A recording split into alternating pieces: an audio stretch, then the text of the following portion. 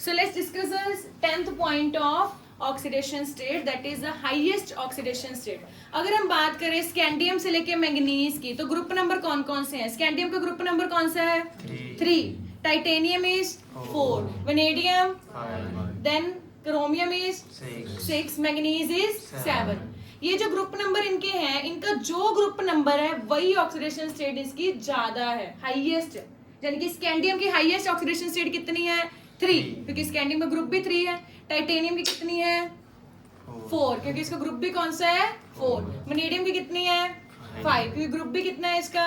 5. Chromium की 6, group भी कितना है इसका? 6. So and so on. ठीक है. अब यहाँ पर क्वेश्चन आता है कि जैसे कि क्रोमियम है, क्रोमियम कौन सी, मैंने बोला हाईएस्ट कौन सी है इसकी? 6. एंड मैग्नीज की हाईएस्ट कौन सी है? 7. वो बोल रहे हैं कि ऐसे दो एलिमेंट्स बताओ जिनका जो ग्रुप नंबर है वही ऑक्सीडेशन स्टेट है. तो दो क्या, हम स्कैंडियम से लेके मैग्नीज तक सारे ही लिख सकते हैं. स्कैंडियम की +3 ऑक्सीडेशन स्टेट हाईएस्ट एंड 3 ही उसका ग्रुप है. टाइटेनियम की +4 एंड 4 ही उसका ग्रुप है. ठीक है. बट मेनली हम प्रेफर करते हैं क्रोमियम एंड मैंगनीज. ठीक है. यहाँ पर ये वाला जो कंपाउंड देखिए आप, Cr2O7 2 नेगेटिव, इसमें हमने लास्ट लेक्चर में देखा था क्रोमियम की ऑक्सीडेशन स्टेट कितनी बन रही है? +6. कितनी बन रही है? पता है ना, ये 2x माइनस कितना बन जाएगा? ये 14 इज इक्वल टू -2 थे +6 बन गया.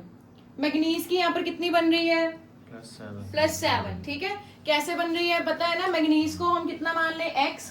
एक ऑक्सीजन पे चार्ज -2, 4 पे कितना हो जाएगा?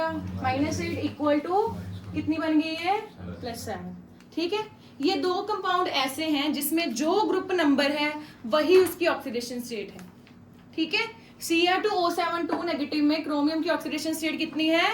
+6. एंड क्रोमियम ग्रुप नंबर भी कितना है? 6. MnO4 नेगेटिव में Mn की ऑक्सीडेशन स्टेट कितनी है? +7. एंड Mn का ग्रुप भी कितना है? 7. सो ये क्वेश्चन भी पेपर में बनता है कि कोई ऐसे दो कंपाउंड बताइए जिसमें जितनी ऑक्सीडेशन स्टेट है उतना ही क्या है? Group number. तो कौन से दो कंपाउंड लिख के आओगे? Cr2O7 2 negative and MnO4 negative. Clear हो गया बच्चे? समझ आ गया? सो शैल वी मूव फर्दर. इसमें मैंने नीचे लिख भी दिया कि chromium is element of group 6 and Mn is element of group 7. Clear. अब कल हमने एक बार डिस्कस की थी कि जो हाईएस्ट ऑक्सीडेशन स्टेट आती है, ऑक्सीडेशन स्टेट का मतलब है कि जब एक एलिमेंट कंपाउंड बना रहा है तो उसके कितने एलिमेंट्स इन्वॉल्व, कितने इलेक्ट्रॉन्स इन्वॉल्व हैं. अगर उसकी +1 है मतलब एक ही इलेक्ट्रॉन उसका बॉन्डिंग में पार्टिसिपेट कर रहा है. अगर +2 है मतलब कितने इलेक्ट्रॉन्स पार्टिसिपेट कर रहे हैं? 2. +3 में कितने पार्टिसिपेट कर रहे हैं? 3. +4 में कितने पार्टिसिपेट कर रहे हैं? 4. इतना क्लियर है. बट जो हाईएस्ट ऑक्सीडेशन स्टेट है वो सिर्फ किसके साथ आती है? Oxygen and fluorine. मतलब अगर आप चाहते हो कि एक एलिमेंट के 6 या 7 इलेक्ट्रॉन पार्टिसिपेट करें तो आपको कौन सा नेगेटिव एलिमेंट चाहिए? ऑक्सीजन या फ्लोरीन. इसका रीजन क्या बताया था अगर आपको याद हो? Why only oxygen and fluorine? Yes, because small size and high electronegative. But oxygen और फ्लोरीन में से भी which one is better? Oxygen. अब ये क्यों? ठीक है. ऑक्सीजन और फ्लोरीन में से भी ऑक्सीजन क्यों बेटर है? क्योंकि ऑक्सीजन क्या बनाता है? Multiple bonds. ऑक्सीजन के पास कैपेबिलिटी है कि वो डबल बॉन्ड्स यानी कि मल्टीपल बॉन्ड बना सके, जो फ्लोरीन है वो नहीं बना सकता मल्टीपल बॉन्ड. फ्लोरीन सिर्फ एक ही इलेक्ट्रॉन अपना शेयर कर सकता है जिससे सिंगल बॉन्ड बनता है. ठीक है. सो ऑक्सीजन और फ्लोरीन में से भी which one is better? Oxygen. क्यों ऑक्सीजन बेटर है? क्योंकि ऑक्सीजन कौन से बॉन्ड बना सकता है? Multiple bonds. अब इससे क्वेश्चन रीड कीजिए. Why oxygen stabilize higher oxidation state more than fluorine? Oxygen जो है हाई ऑक्सीडेशन स्टेट को फ्लोरीन से भी ज्यादा स्टेबलाइज करता है. क्यों? It is because oxygen has ability to form multiple bonds. Oxygen कौन से बॉन्ड बना सकता है? Multiple bonds. जैसे कि मैंने यहाँ पर Mn2O7 में शो कर दिया. सो दिस इज Mn2O एक सेंटर में है, 3 ऑक्सीजन इधर है, 3 इधर है. इतना क्लियर है? ये जो साइडों वाली ऑक्सीजन है उनके साथ कौन सा बॉन्ड बन चुका है? डबल बॉन्ड यानी कि मल्टीपल बॉन्ड. क्लियर. सो इसके साथ ही आपका ऑक्सीडेशन स्टेट वाला टॉपिक कवर हो जाता है. सो एक बार दोबारा समझ आ गया? ऑक्सीडेशन स्टेट मतलब आपके एलिमेंट के कितने इलेक्ट्रॉन बॉन्डिंग में पार्टिसिपेट कर रहे हैं. अगर +1 है मतलब 1 इलेक्ट्रॉन, +2 मतलब 2, +3 मतलब 3. हाईएस्ट ऑक्सीडेशन स्टेट मतलब +6 +7 जिसके 6 या 7 इलेक्ट्रॉन पार्टिसिपेट करें. एंड ऐसे कौन से दो एलिमेंट्स हैं, कौन से दो कंपाउंड है जिसका जितना ग्रुप नंबर है उतनी ही ऑक्सीडेशन स्टेट है? कौन कौन से हैं? Cr2O7 2 negative and MnO4 negative. Clear है जी? ऑक्सीजन और फ्लोरीन में से कौन ज्यादा स्टेबलाइज करता है, ऑक्सीजन या फ्लोरीन? ऑक्सीजन। क्यों? क्योंकि ऑक्सीजन की कैपेबिलिटी क्या है, कौन से बॉन्ड बना सकता है? मल्टीपल बॉन्ड्स, यानी कि डबल या triple bonds. Is it clear? Oxidation state topic clear है। इसके बाद हमारा टॉपिक आ जाता है catalytic property. This question is very important, directly exam में आता है कि why transition metals act as catalyst. जो ट्रांजिशन मेटल्स है डी ब्लॉक के सारे एलिमेंट्स किसका काम करते हैं? कैटालिस्ट का। किसका काम करते हैं? क्यों ये कैटलिस्ट का काम करते हैं? सो इसके 3 रीजंस हैं एंड एज इट इज बच्चे लर्न करके जाते हैं, ठीक है? जो पासिंग मार्क्स लेने होते हैं ना, that is not that difficult. As it is आप रीजन लर्न करके जाओ, एज इट इज लिख के आओ एंड क्वेश्चन डायरेक्ट ही आता है, इसमें कोई भी ऐसा नहीं आएगा कि कोई और क्वेश्चन बन के आ गया। सो क्यों ये कैटलिस्ट का काम करते हैं? What is a catalyst? सबसे पहले मुझे ये बताइए, कैटलिस्ट होता क्या है? जो रिएक्शन की स्पीड क्या करे? इंक्रीज कर दे, ठीक है? अब रिएक्शन में कैटलिस्ट क्या करता है? जैसे मैंने ये ग्राफ बनाया, पहले इसको देख लो। यहाँ पर जो नीचे है दैट इज रिएक्टेंट, इधर क्या बन गया? प्रोडक्ट। रिएक्टेंट को प्रोडक्ट तक पहुंचने के लिए माउंटेन क्रॉस करनी पड़ती है, ठीक है? सो ये माउंटेन क्रॉस करेगा तो ही प्रोडक्ट तक जाएगा। क्लियर? सो नॉर्मली ये वाला पाथ है रिएक्टेंट से प्रोडक्ट जाने का, बट ये जो मैंने ब्लैक लाइन से लिखा है this is with the catalyst. ये पाथ किसके साथ है? कैटलिस्ट एक शॉर्टकट प्रोवाइड कर देता है। जैसे जो टीचर है वो आपकी लाइफ में क्या है? कैटलिस्ट, ठीक है? आप मतलब अपनी ये वाली क्लास से नेक्स्ट क्लास में फिर भी चले जाओगे, बट टीचर जो क्या करता है, आपकी जो प्रोग्रेस है उसको और बढ़ाता है, आपको एक शॉर्टकट प्रोवाइड करता है सो दैट आप रिएक्टेंट से प्रोडक्ट जाके अपनी ये क्लास से नेक्स्ट क्लास तक पहुंच सको। सो teacher is a catalyst in your life, ठीक है? Still you will pass the exam, but जो टीचर है वो आपकी प्रोग्रेस को और बढ़ा देगा, आपके जो मार्क्स है दैट विल बी बेटर। वो आपको शॉर्टकट प्रोवाइड कर देगा कैसे ये चैप्टर को करना है। समझ आ गया? सो ट्रांजिशन मेटल रिएक्शन में कैटलिस्ट का काम क्यों करते हैं? First point is due to presence of unpaired electrons. इसके कौन से इलेक्ट्रॉन प्रेजेंट है? हमने अभी पढ़े हैं अनपेयर्ड। अनपेयर्ड इलेक्ट्रॉन्स ही बॉन्ड बनाते हैं, जो पेयर्ड है ऑलरेडी वो बॉन्ड्स नहीं बनाएंगे क्योंकि ऑलरेडी वो पेयर्ड है। अनपेयर्ड मतलब सिंगल है, so they can form bonds. And transition metals में हमने देखे हैं कि बहुत सारे अनपेयर्ड हैं। मैक्सिमम अनपेयर्ड किस में है अगर मैं आपसे पूछूं तो? क्रोमियम। किस में है? कितने हैं क्रोमियम में? 6। क्लियर है जी? सो इतने 6 इलेक्ट्रॉन्स हैं तो ये कितने ही बॉन्ड बना सकता है? 6 तक जा सकता है। Clear? Second point is they show variable oxidation state. अभी हमने देखा कि कोई +6 शो कर रहा है, कोई +7, कोई +2, कोई +3। इतनी सारी ऑक्सीडेशन स्टेट्स के साथ बहुत सारे कंपाउंड्स बन सकते हैं, ठीक है? समझ में आ गया? So the second point is they show variable oxidation state. अभी हमने देखा कि कोई +2 शो कर रहा है, कोई +3, कोई +4, कोई +5 एंड क्रोमियम +6, मैग्नीज कितनी करता है? हाईएस्ट +7। इतनी ऑक्सीडेशन स्टेट का मतलब है कि ये कभी अपने 7 इलेक्ट्रॉन्स के साथ बॉन्ड बनाते हैं, कभी 6, कभी 5, कभी 4। तो इतने सारे ये बॉन्ड बना सकते हैं। जब ये बॉन्ड बना लेंगे यानी कि एलिमेंट बना लेंगे तो ये क्या बना लेते हैं? इंटरमीडिएट्स। क्या बना लेते हैं? ये अभी मैंने आपको रिएक्शन पाथवे के बारे में बताया था ना कि रिएक्शन को ये वाला पाथ फॉलो करना पड़ता है, बट कभी कभी ये शॉर्टकट भी फॉलो कर लेता है जब कैटलिस्ट बन जाता है। शॉर्टकट क्यों आता है? क्योंकि यहाँ पर ऊपर सेंटर में क्या बन जाता है? इंटरमीडिएट। क्या बन जाता है? ये जो इंटरमीडिएट है ये एक्टिवेशन एनर्जी को कम कर देता है। Now what is activation energy? ये जो एनर्जी है रिएक्टेंट से प्रोडक्ट तक जाने के लिए, ये जो माउंटेन सी है इसको क्या बोलते हैं? Activation energy. क्या बोलते हैं? Activation energy. समझ आ गया? सो जब कैटलिस्ट आएगा, कैटलिस्ट क्या करेगा? अपना इंटरमीडिएट बना लेगा, यानी कि एनर्जी जो है एक्टिवेशन एनर्जी को कम कर देगा, क्योंकि पहले इंटरमीडिएट ऐसे ऊपर बनना था, अब कैटलिस्ट के आने की वजह से इंटरमीडिएट कहाँ बन गया? नीचे। इसकी वजह से एक्टिवेशन एनर्जी क्या हो चुकी है? लो, एंड जो भी रिएक्टेंट से प्रोडक्ट जाना इट बिकम्स इजी।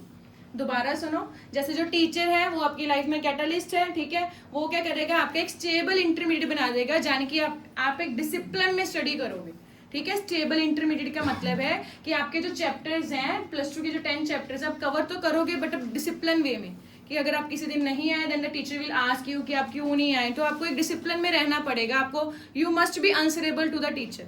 अदरवाइज अगर आप घर पे स्टडी कर रहे हो तो आप 1-2 दिन स्किप भी कर सकते हो कि आज मूड नहीं है, गर्मी है, जैसे आप लोग मुझे एक्सक्यूज दे रहे थे। But being with the teacher you need to be answerable. तो एक अकाउंटेबिलिटी हो जाती है कि हमें अगर टीचर को आंसर देना है तो आप कोशिश करोगे कि आप डिसिप्लिन में रहो, तो इसकी वजह से जो इंटरमीडिएट है वो क्या बन चुका है, स्टेबल। जान कि आपको एक अल्टीमेटली शॉर्टकट खुद ही मिल गया।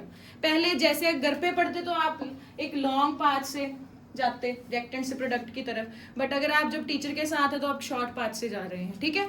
ऑक्सीडेशन स्टेट, अब इसमें आते हैं। वेरिएबल ऑक्सीडेशन स्टेट मतलब कि जो एक ही एलिमेंट है, जैसे मैग्नीज +2 से लेके +7 तक ऑक्सीडेशन स्टेट शो करता है। जबकि +2 वाला कंपाउंड भी बना सकता है, +3 भी, +4 भी, +5 भी एंड सो ऑन। इसकी वजह से ये क्या बना सकता है, इंटरमीडिएट्स। क्या बना सकता है, एंड इंटरमीडिएट की वजह से एक्टिवेशन एनर्जी क्या हो जाएगी, लो, एंड शॉर्टकट मिल जाएगा। क्लियर, समझ आ गया। Third point is it provide large surface area. Catalyst का काम क्या होता है कि एक रिएक्टेंट को एरिया दे दो, सरफेस एरिया, जिसपे रिएक्टेंट आके रिएक्ट कर सके, ठीक है। सो एक सरफेस एरिया दे देता है जिसपे आके रिएक्टेंट्स रिएक्ट करते हैं एंड प्रोडक्ट बनाते हैं। So it provide large surface area with free valencies for reactant to absorb. समझ आ गया, यानी कि सरफेस दे दी रिएक्टेंट को जिसपे आके रिएक्टेंट बैठ जाएंगे और रिएक्ट करेंगे एंड किस में कन्वर्ट हो जाएंगे, प्रोडक्ट्स में। क्लियर है। So why transition metal act as catalyst, you need to remember these 3 points. What is the first point, due to presence of Unpaired electrons. Due to presence of Unpaired electrons. Second point is it shows Variable oxidation. It shows Variable oxidation. Variable oxidation state की वजह से क्या बनेगा, intermediate. क्या बनेगा, Intermediate. जब intermediate बन गया एक्टिवेशन एनर्जी क्या हो जाएगी, लो। Third point is it provide large surface area. तीनों पॉइंट्स क्लियर है। First point is due to presence of, Unpaired electrons. Due to presence of. Unpaired electrons. Second point is Variable oxidation. Variable oxidation state से क्या बन जाएगा, Intermediate. Intermediate activation energy क्या कर देगा, Low. Third point is it provide large surface area. Clear है। जैसे इसका क्वेश्चन डायरेक्ट आता है वैसे इसी का क्वेश्चन भी डायरेक्ट आता है। इंटरस्टिशियल कंपाउंड्स का ये भी डायरेक्ट आता है कि क्यों इंटरस्टिशियल कंपाउंड बनते हैं एंड अगर बन गए तो फायदा क्या है। अब ये होते क्या है इंटरस्टिशियल कंपाउंड्स, जैसे ये ना लैटिस बना हुआ है। लैटिस मतलब मेटल्स हैं, मेटल्स ऐसे साइड बाय साइड पड़े हैं, ठीक है। जैसे फॉर एग्जांपल आप कॉपर को इमेजिन करो, Cu के एटम्स पड़े हैं, लैटिस बन गया, मतलब सॉलिड बन गया। जो इसके बीच में जो स्पेसेस होंगी इसको हम होल्स बोलते हैं या वॉइड्स बोलते हैं, यही बोलते हैं ना। इसको बोलते हैं इंटरस्टिशियल स्पेसेस या इंटरस्टिशियल वॉइड्स। इतना क्लियर है। जब मेटल बनता है, मेटल के सेंटर में जो स्पेसेस हैं, स्पेसेस मतलब होल्स, इसको क्या बोलेंगे, इंटरस्टिशियल स्पेसेस, इंटरस्टिशियल वॉइड्स या होल्स बोल दो। समझ आ गया। ये जो स्पेसेस हैं, अब कॉपर ऐसे ही पड़ा है एटमॉस्फेयर में, इन स्पेसेस में जो भी एटमॉस्फेयर में एटम्स है ना वो आके ट्रैप हो जाते हैं। छोटे छोटे एटम्स, जितने साइज है उतने एटम ही आएंगे। छोटे एटम कौन से, लाइक हाइड्रोजन, कार्बन, नाइट्रोजन, वो यहाँ पर आके ट्रैप हो जाते हैं। उसकी वजह से एक एलिमेंट बन जाता, कंपाउंड बन जाता है, दैट इज इंटरस्टिशियल कंपाउंड। समझ में आया क्या कह रही हूँ। एटम है, एटम्स जुड़ जुड़ के क्या बन चुके हैं, सॉलिड बन चुका है। जब सॉलिड बना तो सेंटर में क्या बच चुकी है, थोड़ी सी स्पेस। ये स्पेस को क्या बोलते हैं, इंटरस्टिशियल वॉइड्स या इंटरस्टिशियल स्पेस। इस स्पेस में एटम्स आके, छोटे छोटे एटम्स आके क्या हो जाते हैं, ट्रैप। क्या हो जाते हैं, जैसे कि हाइड्रोजन, कार्बन। जब ये ट्रैप हो जाएंगे तो कौन सा कंपाउंड बन जाएगा, इंटरस्टिशियल कंपाउंड। इतना क्लियर हुआ। अब इस कंपाउंड का फायदा क्या है। जो आप स्टील के बर्तन यूज करते हो, स्टेनलेस स्टील, स्टील नाम के एलिमेंट कोई पीरियोडिक टेबल में है, नहीं है ना। स्टील भी आयरन का ही बना हुआ है, बस स्टील में क्या है, स्टील में छोटे छोटे एटम यहाँ पर ट्रैप हुए हैं। जैसे यहाँ पर कार्बन ट्रैप है, ठीक है, हाइड्रोजन ट्रैप है, उसकी वजह से स्टील जो है स्टील का काम करता है, ठीक है। स्टील में बहुत सारे और भी एलिमेंट्स हैं, but mainly steel is also a interstitial compound. Steel के बर्तन जो आप यूज करते हो घर पे, ठीक है, वो भी इंटरस्टिशियल कंपाउंड है, क्योंकि उसमें भी आयरन का एक एटम है, एलिमेंट्स है, ठीक है, सॉलिड है, और उसमें छोटे छोटे एलिमेंट्स जो हैं ट्रैप हुए हैं, ठीक है। अब कौन से स्मॉल एलिमेंट्स ऑक्यूपाई कर सकते हैं पोजीशन, जैसे हाइड्रोजन, कार्बन, मैंने यही लिखा है। Small elements such as hydrogen, carbon occupy interstitial spaces in lattice. Lattice का मतलब होता है सॉलिड। क्लियर है। अब जब स्पेस ऑक्यूपाई कर ली तो फायदा क्या हुआ। सबसे पहले क्या फायदा हुआ, दे बिकम हार्ड हो जाती है। स्पेस जो थी वो कवर हो चुकी है, अब वो टाइटली बाउंड हो चुके हैं, so they become hard. Second point is they have high melting point. जब स्पेस कवर होगी तो मेल्टिंग पॉइंट भी क्या कर गया, increase. Third point is they require chemical inertness, क्योंकि जगह ही नहीं बची रिएक्ट करने के लिए, सो दे बिकम इनर्ट, मतलब किसी के साथ रिएक्ट नहीं करते। जब आपका स्टील का बर्तन है, आप उसमें कुछ भी स्टोर कर लो, इट विल नॉट रिएक्ट। क्यों? क्योंकि उसमें स्पेस ही नहीं है रिएक्ट करने के लिए, इसीलिए they become chemically inert. Fourth point is their conductivity remain same. Conductivity में कोई फर्क नहीं आता, जितने इलेक्ट्रॉन्स आपके नॉर्मल एटम में है तो जो ट्रैप होगा उससे कोई फर्क नहीं आएगा। क्लियर है? समझ आ गया? अब इसमें क्वेश्चन ये आता है कि ट्रांजिशन मेटल इंटरस्टिशियल कंपाउंड क्यों बनाते हैं। सो इसका रीजन क्या है? फर्स्ट पॉइंट इज, एक तो इनके पास स्पेसेस हैं, स्पेस है तो कंपाउंड बना सकेंगे। So first point is they have interstitial spaces. Second point, small atom fit this spaces, जो छोटे छोटे एटम है वो इन स्पेसेस में फिट हो जाते हैं। थर्ड पॉइंट इज, ये जो लैटिस है वो क्लोजली पैक्ड होता है एंड बड़े बड़े साइज के एटम्स होते हैं, जिसकी वजह से जगह यहाँ बच जाती है। सो आपको पेपर में क्वेश्चन आएगा, why do transition element form interstitial compounds, क्यों बनाते हैं? फर्स्ट पॉइंट इज क्योंकि उनके पास स्पेसेस है, इंटरस्टिशियल स्पेस है तो बना लेंगे कंपाउंड।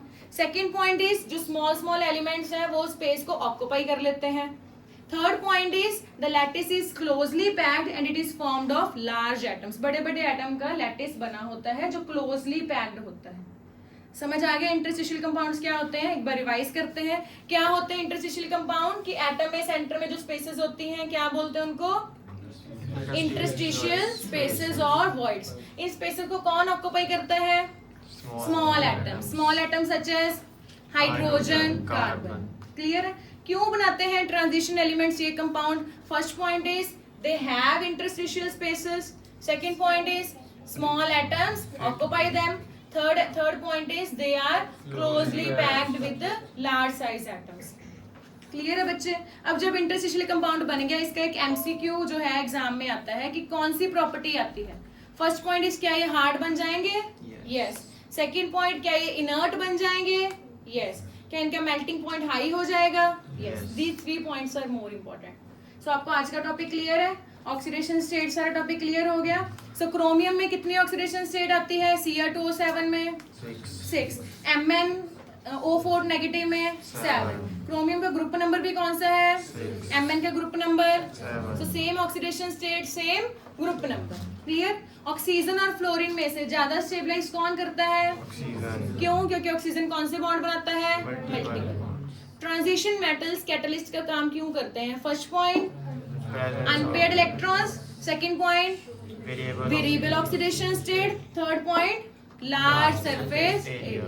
इंटरस्टिशियल कंपाउंड्स क्यों बनाते हैं? First point is they have interstitial spaces. Second point is small atoms occupy them. Third point is they have closely packed structure. अगर इंटरस्टिशियल बन गए तो ये क्या बन जाएंगे? Hard, high melting point and chemically inert.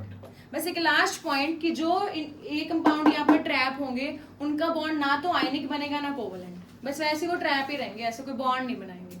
इतना क्लियर है? Next we will continue with the colour क्यों बनाते हैं, ठीक है, एंड कम्प्लेक्स क्यों बनाते हैं। बस ये हमारे टॉपिक पेंडिंग है, इसके बाद हम कवर करेंगे इसके क्वेश्चंस।